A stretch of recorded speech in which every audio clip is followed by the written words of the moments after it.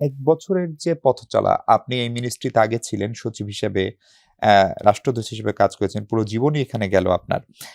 ফলে এই ১ বছরে বিশেষ করে প্রফেসর ইউনূসের নেতৃত্বে যে সরকারটি আপনারা চালাচ্ছেন, তার কূটনীতিকে আপনি কিভাবে মূল্যায়ন করেন? বা এক ধরনের আত্মসমালোচনাও যদি বলি, কি বলবেন?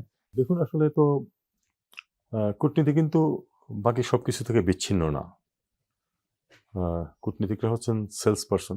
হুম, তারা আমরা যা দেশে যা উৎপন্ন করি সেটাকে তারা বিক্রি করেন গ্লোবালি। গ্লোবালি। তো কাজেই আমরা এটা সার্বিকভাবে এটাকে ওই ওই দৃষ্টিভঙ্গি থেকে দেখতে হবে। আম যদি সর্বাঙ্গীনভাবে সফল বলি তাহলে সেটা তো সত্য কথা বলা হবে না। কখনোই সর্বাঙ্গীন সাফল্য আসে না কোনো কিছুতে। তবে আপনি কতগুলি জিনিস খেয়াল করুন। একটি অস্বাভাবিক পরিস্থিতিতে কিন্তু এই সরকার দায়িত্ব নিয়েছিল। আমাদের প্রথম কাজ ছিল এই সরকারকে সঠিকভাবে উপস্থাপন করা পৃথিবীর সামনে। কারণ মানুষ তো জানতো না যে এক্স্যাক্টলি কি সরকার এসেছে।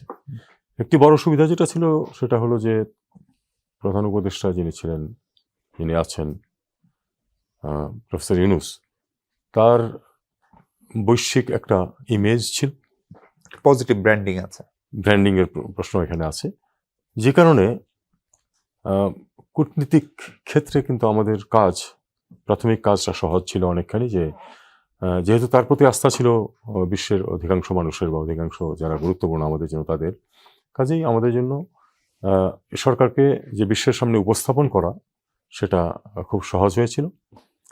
এবং আপনারা অবশ্যই খেয়াল করবেন যে বাই অ্যান্ড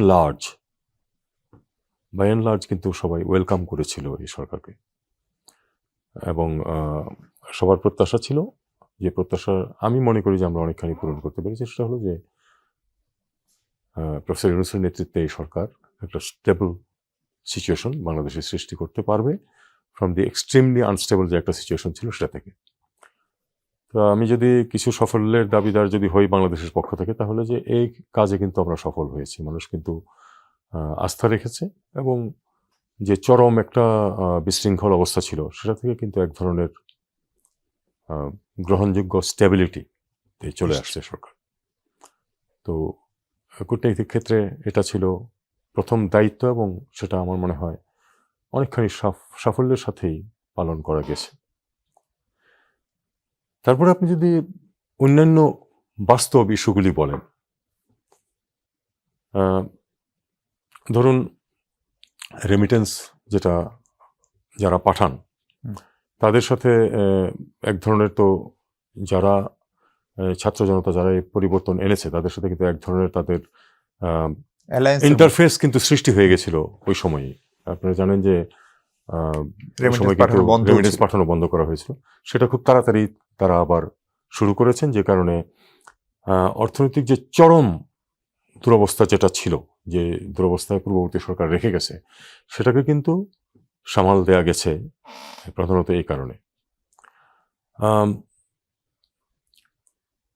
ছোট ছোট সাফল্যের কথা আমি বলতে পারি অনেকগুলি, যেমন ধরুন মধ্যপ্রাচ্যের যে দেশগুলিতে আমাদের প্রচুর মানুষ কাজ করেন এবং যারা আসলে রেমিটেন্সের মাধ্যমে আমাদের অর্থনীতিকে চাঙ্গা করে রেখেছিলেন এবং এখনো করে যাচ্ছেন, তাদের দুঃখ দুর্দশার লাঘবটাকে কিন্তু এই সরকার এবং তার প্রতিনিধি হিসাবে আমি খুবই সিরিয়াসলি নিয়েছি প্রথম থেকেই। একটা অন্যতম সমস্যা যেটা ছিল সেটা হলো যে মানুষ সার্ভিস নিতে এসে দাঁড়ানোর জায়গা পেতেন না। দেখা যেত যে রাস্তায় বিরাট লম্বা লাইন দিয়ে তারা দাঁড়িয়ে আছেন কনসুলার সেবা নেওয়ার জন্য।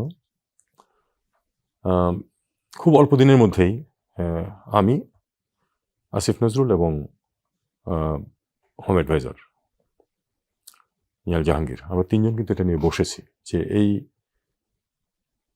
কষ্ট তো তাদের প্রাপ্য না, এবং আমরা একসাথে সিদ্ধান্ত নিয়েছি দুটো। একটা হলো যে যেখানেই এ ধরনের স্থানাভাব আছে সেখানে যেন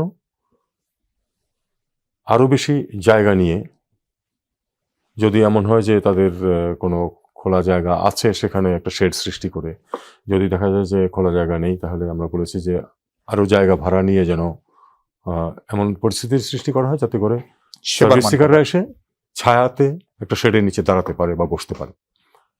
এক্ষেত্রে আমরা কিছু সাফল্য অর্জন করেছি এবং বাকিটুকু রাষ্ট্রদূতদেরকে অনেকটা আমরা ফাইন্যান্সের সাথে কথা বলেছি।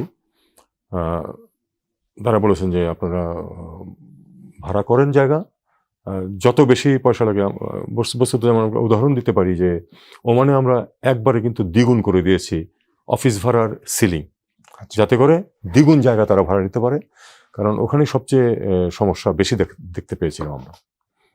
সেটা তারা করছে। দ্বিতীয় আরেকটি সিদ্ধান্ত আমরা যেটা নিয়েছি সেটা হলো যে মধ্যপ্রাচ্যের মিশনগুলিতে আমাদের যদি অফিসার শর্টেজ থাকেও, মধ্যপ্রাচ্যের মিশনগুলোতে যেখানে যতজন অফিসারের পদ আছে কোনো পদ খালি থাকবে না। খালি থাকে পশ্চিমে থাকুক, ইউরোপে থাকুক, আমেরিকা থাকুক, কিন্তু মধ্যপ্রাচ্যের যা পদ আছে আমাদের সেটা। এছাড়া আমরা আর খানিকটা রেশনালাইজেশনের চিন্তাও করেছি যে কোনোখানে পদ দুই একটা কমিয়ে অন্য জায়গাতে কমিয়ে এখানে দেওয়া যায় কিনা। এমনকি এমনও একটা অনুমোদন আমরা অভ্যন্তরীণভাবে নিতে পেরেছি যে দরকার হলে কিছু পদ সৃষ্টি করা যাবে। এটা অলরেডি হচ্ছে এদিকে। তো আমার মনে হয় এইসবের মাধ্যমে কিছু ইজিং হয়েছে এবং আরো একটু ইজিং হবে।